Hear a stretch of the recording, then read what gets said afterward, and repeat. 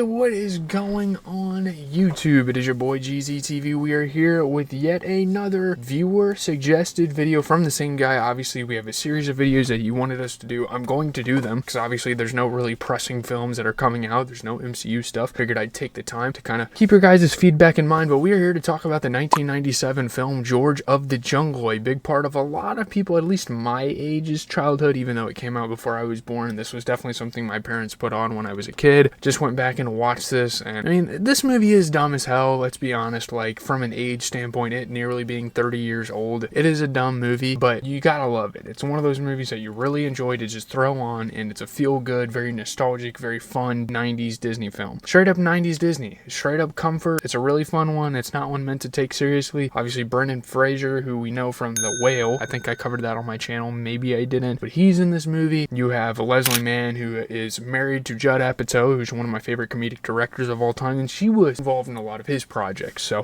pretty dope cast here. Let's get into it. So just kind of what happens. Obviously, it's pretty storybook. The movie follows George. He's kind of a man raised in the jungle, kind of thinks he's like a monkey, kind of thinks he's like a primate, kind of acts like an animal, communicates with the animals, is very much into their traditions, and isn't very smart, obviously. Basically a parody of Tarzan. That's kind of what this whole movie is. It is a parody of Tarzan. He ends up meeting a woman who's kind of on this like research / jungle cruise kind of thing, and she's like camping out in the woods, and she goes out one time, almost gets eaten by a lion. He saves her, and her name is Ursula. That is obviously Leslie Mann's character, and they eventually kind of get to know each other. Like, he teaches her more of his ways in the jungle, and he gets brought into the real world in San Francisco, which obviously isn't a huge part of the movie. I think it happened in the last like half hour or so of the movie, so it's kind of like a third of the movie, but still that kind of happens. And from there, obviously it is chaos. Obviously they kind of form a budding romance, even though George doesn't necessarily understand what the romance means, and obviously they end up getting married in the end. It's kind of a love story / shenanigans in the jungle type of thing, if you catch my drift. So getting into the good, let's just start with George, the titular character played by Brendan Fraser. I think he carries this movie. I think he is an amazing actor. I think he has played in many great roles. He's very versatile. He can be a charmer for the kids. He can kind of be a slapstick comedic guy for the kids. His physical comedy, watch out for that tree, running into the trees, swinging on like never-ending vines, going 100 miles an hour, kind of just being an idiot, acting stupid. The way he talks, his speech, again, it ages a little terribly. It seems kind of goofy when you go back and rewatch it, and it's obviously simple. It's a super simple movie. It's not asking for much. It wasn't up for any Academy Award considerations. No Disney movie was really like that, because obviously it was super family friendly, super formulaic, kind of just switch the skins out type of thing, but it was really great for the time and really reminds you of that time. Honestly, you can tell he was definitely having fun with it as an actor, being able to kind of take a detour in his career a little bit and bring something that all the kids are going to enjoy. But also, I have to say this, and this is a weird thing to bring up, why was he ripped out of his fucking mind for no fucking reason? The dude is built like a superhero. We're sitting here in a goofy Disney jungle movie that is ripping off another movie, and this guy is built like fucking Arnold Schwarzenegger or David Hasselhoff or some shit. Like, what the fuck is going on? It's actually insane, but that actually kind of adds to how funny it is. It's very goofy. In the comedy, although it is dumb, I think it is a positive. I think it is very charming. I think it works for the atmosphere that this movie goes for, and it seems kind of goofy to review a movie like this because not a lot of people do it, and it's not a movie to take critically, but I just wanted to kind of revisit it and kind of remind you guys of a movie like this. I mean, let's be real. It's not a laugh out loud genius comedy. They're not really going for anything super meta. They're not going for anything super duper clever, and obviously there's satire here, and it's poking fun at Tarzan, which is something only really the adults would get, and there's obviously goofy comedy for the kids, so you can also kind of say this is a very versatile movie. It's goofy, childish, it is super dated, I get that, but it's certainly got charm. It definitely feels like it's in that era. Some of the satire, there's a lot of irony, especially with like the narrator.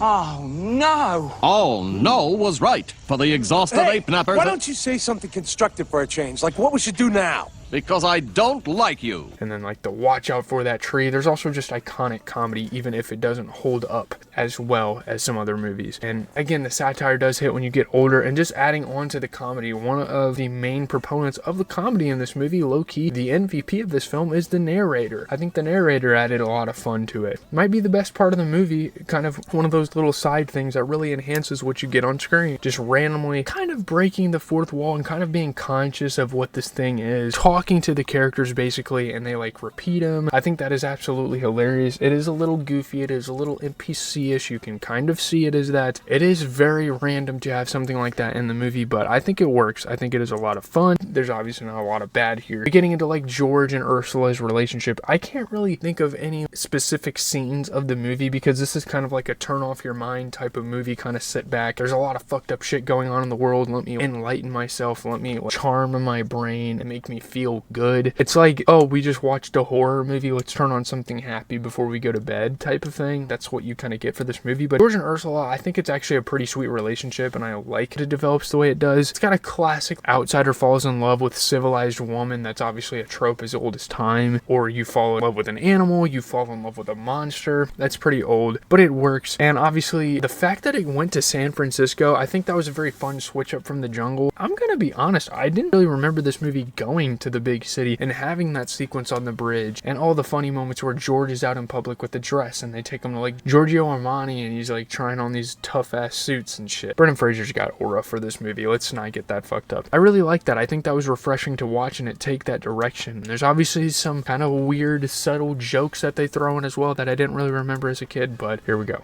Getting into the bad is obviously I talked about the comedy and its positives, but there's also some negatives to it. It is a very dated film and that relays to the comedy. And obviously the movie does kind of look like shit, like some of the effects, the elephant acting like a dog. It's all super goofy. His head like spinning around like we're in a fucking Looney Tunes cartoon. You can definitely feel that it is a 90s movie. It damn near feels like a 70s type of movie. It seems like it's kind of referencing other Disney cartoons like some Steamboat Willie type of shit. It is very cartoonish. Obviously some of the jokes, not just the physical comedy, they don't really land anymore. It's obviously super basic. And in an era I grew up in where comedy started to not really become woke, I wouldn't say that's the right word for it, but just more genius. With guys like Judd Apatow bursting on the scene and having a lot more commentary on certain things and talking about something. I mean, this is more of like the comedy is cute and the comedy is hilarious. And Lyle, I mean, as the villain, I wouldn't say he's a bad villain. It's just kind of corny to have him in the movie. Lyle is basically rich, arrogant, annoying. I mean, he is a dumbass. Like, he's a dumbass fucking character. He has all this money. Seems like he was fed on a silver spoon. He comes from a good family. And I don't mean to get political about a fucking children's film, but there are things here where it's like, come on, dude, this is really annoying. And to like even teach kids to act like that too, I don't know. I will say he becomes more entertaining, I guess, as the movie goes on. And I guess there are some positives to his character because they kind of take him in a direction to where he's kind of the laughing stock of everybody, and the foreigners are like talking shit in their language behind his back, and when he tries to like translate their language to them and make conversation and he says the most random shit, that's where a lot of the comedy comes from. I do think there is a charm to that. I do think he serves a purpose, obviously, as the antagonist. He's not really iconic. I guess he gets the job done. I don't know why I'm necessarily putting him into the bad. It is kind of stupid to see him try to force this relationship when clearly Ursula doesn't want him. And that doesn't make fucking sense. And I guess I didn't talk about the CGI. I touched on it a little bit. The movie does look like shit. The way the gorillas are talking and how that looks and how it looks like people are in costumes. The practical effects look shitty. The computer graphics look shitty. So if you're looking at a movie that is fun to look at over 30 years later, don't even bother. But obviously this movie isn't here for that. It is, again, more of a comfort movie, and I am completely fine with that. Getting into the okay, just kind of like the tone, the way they kind of go for a parody here. It's basically a Tarzan parody. That is the whole point of the film. And obviously it kind of etches its own identity in that way because it is on Disney. It was very accessible to a lot of young kids, so they kind of get this first idea of like a jungle man. A lot of kids, Jungle Man was George of the Jungle, not Tarzan, so it definitely has its iconicness there. I like it though. I really like the tone. I really like the vibe they go for here. I think this makes the movie even better, especially when you mature and watch it again. It's cool because as a kid, you don't even realize it is making fun of something. So again, that is where the versatility comes in. But as you get older, you start to see it. I think that is really fun. I think that is somewhat clever to make fun of Tarzan in the way they do and just make it damn near a fucking acid trip of a movie and make it so fucking dumb. But also, it is a charmer for the kids. It's good for everyone. And getting into kind of the nostalgia factor, because obviously when we talk about these movies that I kind of grew up watching, you have to kind of bring up the fact that there is some nostalgia involved. I mean, especially with all of these live action Disney films. Now, obviously, I didn't really get into live action Disney films until the 2010s when shows like Jessie were coming out and then like Debbie Ryan would be in a movie based on that. That was kind of that whole era. Disney XD, Ant Farm and stuff like that. I think like one of the first major live action Disney films was like Enchanted or something like that, or The Enchantments. I don't remember what it was called, but that was like the first big one. And obviously some TV shows tried to make movies. Those were usually pretty bad, but obviously getting into this and comparing it to some of its other 90s Disney counterparts, it's not even close to movies like Lion King or Toy Story. And I know Toy Story and Lion King are both animated films, but those are just kind of ones that this competed against in the 90s with Disney movies. It's not that level of nostalgia, because certainly I've rewatched those movies far more than I've rewatched this one. This one's pretty schlocky, but I like it. It does hit as a movie. It's just one of those, it makes you feel good to go back and rewatch and think, this is how times used to be. People would go to the theaters and watch movies like this. You would never see a movie like this in theaters nowadays. Again, times were more simple. And just talking even further about the nostalgia, obviously we have reviewed many Christmas movies in particular. Those are the movies I get the most nostalgia with. The Grinch, Home Alone, Elf, The Christmas Story, movies like that. It reminds you of like how simple the olden days were. You feel like a fucking unk saying that, but it is true. So let's get into a review. So getting into the review, George of the Jungle is not obviously some critically amazing movie, and I know we have talked about a lot of critically amazing Oscar-worthy films. I mean, hell, even recently we talked about Marty Supreme, but it doesn't need to be. It served its purpose as a legendary 90s kids film, especially as a live-action Disney movie. It is fun, it is goofy, charming, it is an easy watch. It is something you can kind of turn your mind off to, and that is something I can always appreciate. Sometimes you don't need anything deep, you just need a movie that makes you smile. This one absolutely does that. It has absolutely an entertainment factor. It takes you on rather a fairy tale, storybook, whatever you want to call it, type of adventure, but still a very fun time to go back and rewatch this. Is this something I'm going to watch till the day I die? Most likely not, but it is cool to be reminded of kind of where I came from as a child, watching shit like this on VCR, and obviously CDs were just getting introduced, DVDs, but it's not an elite movie. It's not a movie that's like the greatest Disney movie of all time, because I think even movies from that time like The Lion King, Finding Nemo, etc. are better, but a really fun part of that era of films. I'm going to go ahead and give it a 7.3 out of 10. I think this is a very solid one, and obviously we'll watch Baby's Day Out up next, even though that's not really a movie I remember much from my childhood. Again, it is a viewer suggested video, so shout out to whoever shared that suggestion. I don't think this video is going to be very long, but it doesn't need to be. This movie is very much to the point at about an hour and a half long. It is good for the whole family, and honestly, like I said throughout the review, adults and kids can find entertaining value as a parody on one hand and as a goofy, fun movie on the other hand. So that being said, leave a like, comment, subscribe. As always, it has been your boy GZTV. We got one more of these kind of 90s Disney films to cover before we're back on track to cover more comedies. I appreciate you guys for watching. You guys showed a lot of love on my Northwest New Music Friday video, and I'm very much appreciative of that. So peace out, everybody.